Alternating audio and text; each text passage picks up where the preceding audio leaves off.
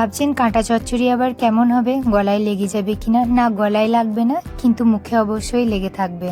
তো চলুন রেসিপিটা দেখতে থাকুন।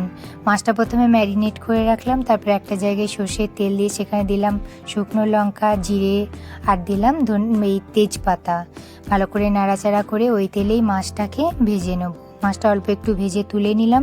এরপর ওই তেলের মধ্যেই দিয়ে দিচ্ছি রসুন কুচি বেশ অনেকটা, পেঁয়াজ কুচি, একটু নাড়াচাড়া করে দিয়ে দিচ্ছি টমেটো কুচি, একটু নাড়াচাড়া, পরিমাণ মতো নুন, ধনের গুঁড়ো, হলুদ গুঁড়ো আর লঙ্কার গুঁড়ো দিয়ে দিচ্ছি। একটা সিদ্ধ করে রাখা আলুকে এরকম করে হাতে করে ভেঙে দিয়ে দিচ্ছি লঙ্কা কুচি, আর এই ভেজে রাখা মাছটা হাতে করে ভেঙে ভেঙে দিয়ে দিচ্ছি। ভালো করে নাড়াচাড়া করে ওপর থেকে এই যে ধনেপাতা ছড়িয়ে একটু নাড়াচাড়া করে সার্ভ করলেই হয়ে গেল কাঁটা চচ্চড়ি। এটা আপনি পরোটার সঙ্গে খাবেন, এ স্বাদ ভোলার নয়, মুখে লেগে থাকবে, এতটাই মজা হবে।